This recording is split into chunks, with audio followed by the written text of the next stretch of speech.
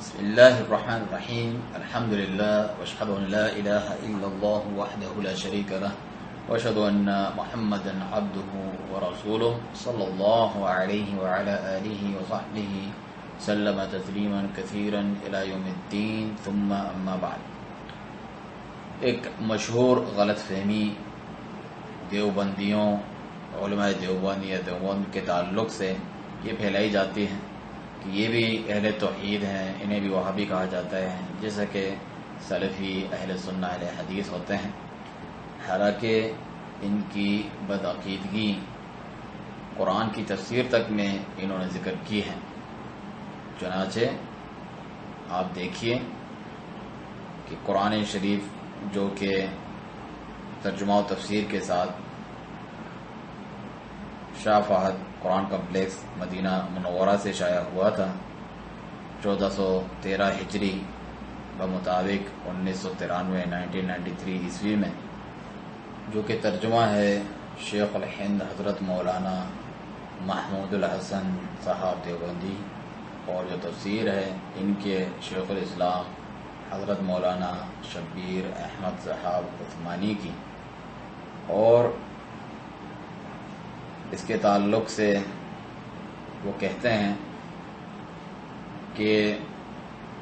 یہ اردو ترجمہ اسلامی جمہوریہ پاکستان کی وزارت مذہبی امور کی طرف سے معتمد و مصدق ہے۔ مشہور علمی شخصیت حضرت مولانا ابو الحسن علی الندوی نے مترجم و مفسر کی علمی عظمت کا اعتراف کیا ہے، اور اس ترجمہ و تفسیر کی توثیق ان الفاظ میں کی ہے: اردو زبان میں یہ سب سے اچھا ترجمہ ہے، اس کی طباعت و اشاعت ہونی چاہیے۔ اسی طریقے سے آگے لکھا ہے کہ ضروری تصحیحات کا مراجع رابطہ عالم اسلامی ادارہ قرآن کریم کی طرف سے فضیلت الشیخ عنایت اللہ شاہ صاحب نے کیا ہے۔ چنانچہ زیادہ دور جانے کی ضرورت نہیں، اس کے پہلے ہی صفحے میں قرآن مجید کے جو سراپائے توحید ہے، جس میں توحید کا بیان اور شرک کا رد ہے، اس میں ایاک نعبد و ایاک نستعین سورۃ الفاتحہ میں تیری ہی ہم بندگی کرتے ہیں اور تجھی سے مدد چاہتے ہیں، اس کی تفسیر میں لکھتے ہیں شبیر احمد عثمانی دیوبندی ان کے شیخ الاسلام کہ اس آیت شریفہ سے معلوم ہوا کہ اس کی ذات پاک کے سوا کسی سے حقیقت میں مدد مانگنی بالکل ناجائز ہے۔ ہاں، اگر کسی مقبول بندہ کو، جیسے اللہ کے ولی ہوتے ہیں، ان کو محض واسطہ رحمت الہی اور غیر مستقل سمجھ کر استعانت ظاہری اس سے کرے تو یہ جائز ہے کہ یہ استعانت در حقیقت حق تعالی ہی سے استعانت ہے۔ نعوذ باللہ من ذالک۔ اسباب کے تحت مدد طلب کرنا وہ الگ چیز ہے، یہ یہاں اس کا ذکر نہیں کر رہے، جبھی مقبول بندے کا ذکر ہے، ورنہ تو ظاہری اسباب کے تحت کسی سے بھی مدد لی جا سکتی ہے، جس طرح قرآن کریم میں موسیٰ علیہ السلام سے مدد طلب کی قوم کے بندے نے۔ تو یہ وہی عقیدہ ہے جو بریلوی، قبر پرست اور شرکیات میں مبتلا لوگ بیان کرتے ہیں کہ ہم ان اولیاء کو غیر مستقل طور پر اللہ کی عطا سے یہ چیز سمجھتے ہیں کہ وہ مدد فرماتے ہیں اور انہیں پکارتے ہیں، حالانکہ یہی تو عین شرک ہے۔ مشرکین کا بھی یہی عقیدہ ہوا کرتا تھا، وَيَعْبُدُونَ مِن دُونِ اللَّهِ مَا لَا يَضُرُّهُمْ وَلَا يَنفَعُهُمْ وَيَقُولُونَ هَؤُلَاءِ شُفَعَاؤُنَا عِندَ اللَّهِ۔ سورہ یونس میں کہ یہ لوگ عبادت کرتے ہیں اللہ کے سوا ایسوں کی جو کسی نفع نقصان کے مالک نہیں، نہ انہیں نفع پہنچا سکتے ہیں نقصان، اور کہتے یہ ہیں کہ اللہ تعالیٰ کے پاس یہ ہمارے سفارشی ہیں، ہم انہیں پکارتے ہیں، اللہ تعالیٰ تک ہماری مرادیں پہنچاتے ہیں، ہم گنہگار ہیں، اللہ تعالیٰ تک براہ راست نہیں پہنچ سکتے۔ اسی طرح سورہ زمر میں فرمایا وَالَّذِينَ اتَّخَذُوا مِن دُونِهِ أَوْلِيَاءَ، اور جنہوں نے اللہ کے سوا اور اولیاء بنا رکھے ہیں اور کارساز بنا رکھے ہیں، یا جس طرح انہوں نے لفظ استعمال کیا مقبول بندے، وہ کیا ہوتا ہے؟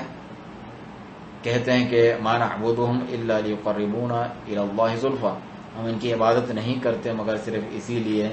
کہ یہ اللہ تعالیٰ کی نزدیکی ہمیں دلاتے ہیں، قربت اور قریبی کا درجہ ہمیں دلاتے ہیں۔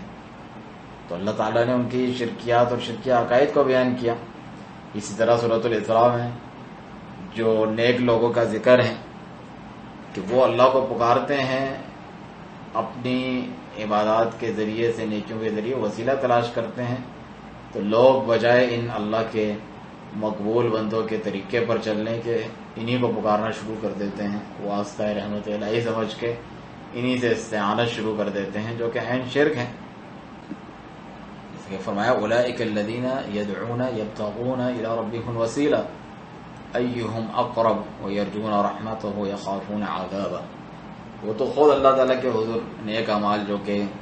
جائز اور شرعی وسیلہ ہے اسے اختیار کرتے ہیں، بلکہ خود مشرکین اس بات کا اقرار کرتے تھے، جیسا کہ صحیح مسلم میں آپ دیکھیں کتاب الحج میں، عمرے وغیرہ کے بیان میں مشرکین کی تلبیہ پڑھتے تھے، لبیک اللہم لبیک لبیک لا شریک لک لبیک، جو کہ اصل توحید ہے، اللہ کا کوئی شریک نہیں، مگر آگے پھر اسی عقیدے کا اظہار کرتے تھے کہ سوائے ایک بس وہ شریک ہے، الا شریکا لک هو تملکہما وما ملک، ایسا شریک جس کا تو مالک ہے اور جو کچھ اس کی دسترس میں ہے تیری عطا سے اس کو دیا گیا، اس کا بھی تو ہی مالک ہے۔ تو یہ وہی عقیدہ ہے کہ ان سے مدد طلب کرنا گویا کہ اللہ ہی سے مدد طلب کرنا ہے، اللہ نے انہیں عطا کر دیا ہے، غیر مستقل طور پر ان کو یہ صلاحیت حاصل ہے، حالانکہ ایسا نہیں ہے۔ اور یہی وہ عقیدہ ہے جو قبر پرست صوفی یا بریلوی قسم کے لوگ رکھتے ہیں، اور یہ ان سے اپنے آپ کو ممتاز باور کرواتے ہیں، جبکہ جو دوسرا بدعی وسیلہ ہے اس کے تو ویسے ہی قائل ہیں جو دیوبند ہیں، المحند المفند عقائد علماء دیوبند میں جو بدعتی وسیلہ ہے کہ اللہ سے تو دعا کی جائے لیکن نبی کا واسطہ دے کر پیارے نبی کے وسیلے سے اے اللہ ہماری یہ دعا قبول کر لیں، اس کے یہ قائل ہیں جس طرح ان کی کتاب میں موجود ہے۔ اسی طریقے سے اس کے بھی وہ اقراری ہیں کہ اللہ تعالیٰ کی توحید اسماء و صفات جو سب سے مشہور مسئلہ ہے بنیادی دین کا اہل بدعت اور اہل سنت کے درمیان، جس میں بہت سے لوگ کفر تک پہنچ جاتے ہیں، جیسے کہ جہمیہ، ان کے بعد معتزلہ، اور اس سے کمتر جو ہیں اشاعرہ ماتریدیہ جو خود دیوبندی اور بریلوی ہیں، کہ اس کی تعویلات کرتے ہیں ناجائز اور سلف صالحین صحابہ کرام کے طریقے سے ہٹ کر بیان کرتے ہیں۔ چنانچہ اس تعلق سے بھی آپ دیکھیں اسی تفسیر میں آگے جو سلف صالحین کا کتاب و سنت پر مبنی عقیدہ ہے جو تمام عقائد کی کتاب میں ہے اور اس کا رد کیا گیا ہے جو اس کے مخالفین ہیں، جیسا کہ خود عقیدہ طحاویہ جو امام طحاوی الحنفی کی ہے، اس میں بھی اس بات کا ذکر ہے کہ جس طرح اللہ تعالیٰ کی صفات آئی ہیں اسی طرح ان پر ایمان لاتے ہیں، اس کے معنی کو سمجھ کر اس پر ایمان لاتے ہیں، اس کی کیفیت اللہ سبحانہ تعالیٰ کے سپرد کرتے ہیں کما یلیق بجلالہ، لیکن جو گمراہ ہیں وہ اس کے غلط معنی بیان کر کے تعویلات کرتے ہیں اپنی عقل لڑاتے ہوئے اور اسے عقل کے برخلاف سمجھتے ہوئے، یا پھر اس کی تفویض کرتے ہیں مفوضہ کی طرح کہ ہمیں نہ اس کا معنی معلوم ہے اور نہ ہی اس کی کیفیت معلوم ہے، جبکہ یہ سلف صالحین کا عقیدہ نہیں ہے۔ یہ تو اتہام ہے کہ قرآن نعوذ باللہ جو سمجھے جانے والی چیز نہیں ہے، جس میں جو سب سے زیادہ اللہ تعالیٰ کی صفات بیان ہوئی ہے قرآن میں، اور سلف صالحین نعوذ باللہ وہ یہ علم ہی نہیں رکھتے تھے کہ کیا کہا جا رہا ہے۔ چنانچہ آپ دیکھیں سورہ مائدہ میں بل یداہ مبسوطتان، اللہ تعالیٰ کے دونوں ہاتھ کھلے ہیں، اللہ کے ہاتھ، اللہ کا چہرہ، یہ صفات اللہ تعالیٰ کی ذکر ہیں، تو اس کی یہ کیا تعویل کرتے ہوئے کس طرح بیان کرتے ہیں؟ کہتے ہیں کہ حق تعالیٰ کے لیے جہاں ہاتھ پاؤں آنکھ وغیرہ نعوت ذکر کی گئی ہیں، ان سے بھول کر بھی یہ وہم نہ ہونا چاہیے کہ وہ معاذ اللہ مخلوق کی طرح جسم اور اعضاء جسمانی رکھتا ہے، حالانکہ لفظ استعمال نہیں کرنا چاہیے۔ پھر جس طرح خدا کی ذات اور وجود، حیات، علم وغیرہ تمامی صفات کی کوئی نظیر اور مثال اور کیفیت اس کے سوا بیان نہیں ہو سکتی، پھر کچھ فارسی میں مشکل اشعار لکھتے ہیں، آگے فرماتے ہیں اسی طرح ان نعوت و صفات کو خیال کرو، خلاصہ یہ ہے کہ جیسے خدا کی ذات بے چوں اور بے چگو ہیں، اس کے سمع بصر ید وغیرہ نعوت و صفات کے معنی بھی اس کی ذات اور شان اقدس کے لائق اور ہمارے کیف و کم اور تعبیر و بیان کے احاطے سے بالکل وراء الورا ہیں۔ لیس کمثلہ شیء وہو البصیر، دیکھیں کس طرح حق اور باطل کو انہوں نے جمع کیا ہے۔ حضرت شاہ عبد القادر نے ان آیات سے یہ فائدہ لکھا ہے، اس میں دو ہاتھ سے مراد مہر کا اور قہر کا ہاتھ ہے، یعنی آج کل خدا کی مہر کا ہاتھ امت محمدیہ پر اور قہر کا بنی اسرائیل پر کھلا ہوا ہے۔ دوسرے مقام پر جہاں اللہ تعالیٰ کے بلند ہونے، مخلوق سے الگ ہونے عرش پہ مستوی ہونے کا ذکر ہے، وہاں بھی یہ بات ذکر کرتے ہیں۔ آپ دیکھیں سورۃ الاعراف میں آیت 54 میں فرماتے ہیں کہ ثم استوى علی العرش، پھر قرار پکڑا عرش پہ۔ اس کی تفسیر کرتے ہیں کہ خدا تعالی کی صفات و افعال کے متعلق یہ بات ہمیشہ یاد رکھنی چاہیے کہ نصوص قرآن و حدیث میں جو الفاظ حق تعالیٰ کی صفات کے بیان کرنے کے لیے اختیار کیے جاتے ہیں ان میں اکثر وہ ہیں جن کا مخلوق کی صفات پر بھی استعمال ہوتا ہے۔ مثلا خدا کو حی، سمیع، بصیر، متکلم کہا گیا ہے، اور انسان پر بھی یہ الفاظ اطلاق کیے گئے، تو ان دونوں مواقع میں استعمال کی حیثیت بالکل جداگانہ ہے۔ کسی مخلوق کو سمیع بصیر کہنے کا مطلب ہے کہ اس کے پاس دیکھنے والی آنکھ اور سننے والا کان موجود ہیں۔ اس میں دو چیزیں ہوئیں، ایک وہ آلہ جسے آنکھ کہتے ہیں اور جو دیکھنے کا مبدا اور ذریعہ بنتا ہے، دوسرا اس کا نتیجہ اور غرض و غایت دیکھنا، یعنی وہ خاص علم جو رؤیت بصری سے حاصل ہوا۔ اسی طریقے سے آگے یہ باتیں اور مثالیں ذکر کر کے اپنی اصل بات پر آتے ہیں کہ استوا علی العرش کو بھی اسی قاعدے سے سمجھ لو۔ عرش کے معنی تخت اور بلند مکان کے ہیں۔ استوا کا ترجمہ اکثر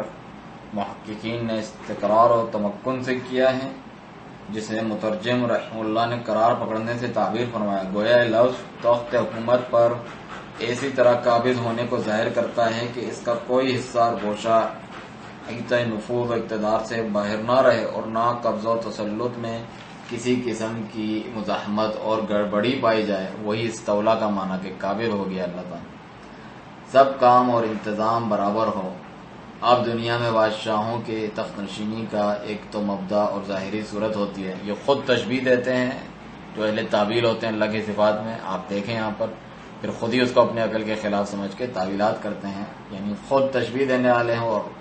باور یہ کراتے ہیں تشبیہ سے بھاگ رہے ہیں۔ تو کہتے ہیں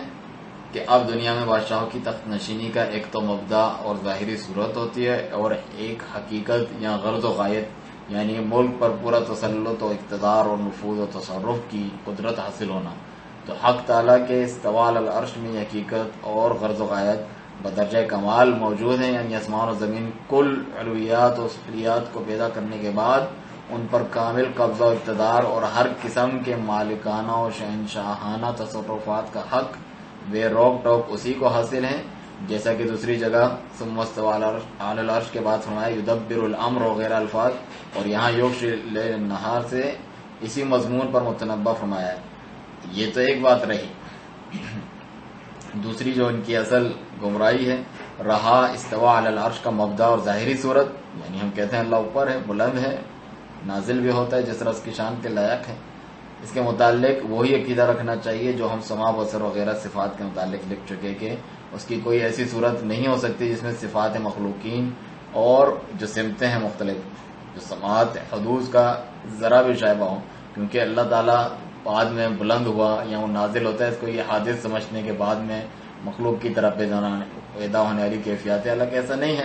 وہ کما یلیق بجلالہ، ہر چیز اس کے لیے وہ جو چاہتا ہے کرنے والا ہے، جب چاہتا ہے کرتا ہے، جب چاہتا ہے کوئی کام نہیں کرتا۔ اللہ سبحانہ و تعالیٰ کی مرضی اور مشیت اور حکمت کے تحت یہ تمام چیزیں ہیں، اس کی صفات۔ چنانچہ یہ ان کی غلط فہمی ہے جو یہاں پر انہوں نے اپنے بدعقیدگی پھیلائی ہے۔ پھر کیسی ہے اس کا جواب وہی ہے، پھر وہی اپنا فارسی شعر یہاں پر ذکر کرتے ہیں۔ چنانچہ جب خود نبی کریم صلی اللہ علیہ وسلم جن پر قرآن نازل ہوا وہ اللہ تعالیٰ کی شان، اس کی صفات کا سب سے زیادہ لحاظ کرنے والے ہیں، اور کیا اس کے لائق شان ہے اور کیا نہیں، جو بعد میں پیدا ہونے والے گمراہ لوگ فلاسفہ سے متاثر اور اہل منطق اس کو بیان کریں گے۔ صحیح مسلم میں حدیث موجود ہے کہ نبی کریم صلی اللہ علیہ وسلم کے صحابی لونڈی کو آزاد کرنا چاہتے تھے، اس کے ایمان کا امتحان لینے کے لیے نبی کریم صلی اللہ علیہ وسلم نے ان سے پوچھا کہ این اللہ، اللہ تعالیٰ کہاں ہیں؟ تو اس نے جواب دیا فی السماء، اللہ تعالیٰ آسمانوں پر ہے، اوپر ہے، بلند ہے۔ بعض روایت میں اشارہ بھی کیا اس نے۔ تو نبی کریم صلی اللہ علیہ وسلم نے پوچھا من انا، میں کون ہوں؟ تو فرمایا آپ اللہ کے رسول ہیں۔ تو فرمایا تو کہا فإنہ مؤمنہ، اسے آزاد کر دو، یہ مومن ہے۔ اور یہاں یہ اس بات کو ایمان کی منافی کہہ رہے ہیں کہ کوئی عقیدہ رکھے جو کہ ائمہ اربعہ سب کا یہ عقیدہ ہے، جن کی طرف یہ منسوب بھی ہوتے ہیں۔ امام مالک رحمہ اللہ کا مشہور قول ہے، جب ان سے پوچھا کیا گیا کہ جو ہے الرحمن علی العرش استوى کیف استوى، اللہ تعالیٰ عرش پہ مستوی ہوا، بلند ہوا، کیسے ہوا؟ تو آپ نے یہی جواب دیا کہ استوا معلوم ہے، یہ نہیں کہ وہ بھی معلوم نہیں ہے، جس طرح یہ کہہ رہے ہیں اس کی تعبیرات ہم بیان نہیں کر سکتے۔ تو تعبیر کریں گے اللہ تعالیٰ بلند ہے ساتوں آسمان سے اوپر اپنے عرش پہ، والکیف مجہول، اس کی کیفیت مجہول ہے، لا اس کا ہم علم نہیں رکھ سکتے، ہماری عقل سے ماوراء ہے۔ والایمان بھی واجب، اس پر ایمان لانا واجب ہے۔ اس طریقے سے جو یہ بیان اور بحث کرتے ہیں یہ خود ایک بدعت ہے، والسؤال عنہ بدعہ،